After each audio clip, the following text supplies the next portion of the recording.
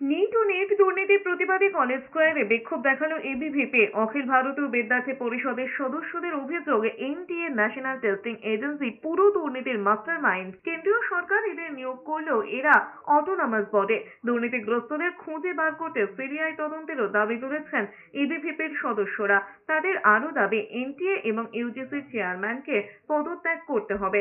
NEET এবং net পরীক্ষায় পরীক্ষার্থীদের থেকে যে পরীক্ষার ফি নেওয়া হয়েছে তাও ফেরতের পাশাপাশি স্বচ্ছভাবে নতুন করে পরীক্ষার দাবি তুলেছেন বিক্ষোভকারী ছাত্ররা। অন্যদিকে রাজভবনের সামনে বিক্ষোভ দেখিয়েছে যুব কংগ্রেস। এনটিএ এর কিছু কিছু বিউরোক্র্যাট আছেন যারা নিজের ব্যক্তি স্বার্থে, নিজের ফিনান্সিয়াল স্বার্থের জন্য এইগুলো বিষয় করেছেন এবং সরকারের নাম ধুমিল করার চেষ্টা করছেন। সুবোধ বাবু আছেন যিনি এনটিএ ডাইরেক্টর এবং চেয়ারম্যান, তারা সকলে এটার জন্য দায়ী হচ্ছেন। উচ্চস্তরীয় একটা যাঁচ হোক।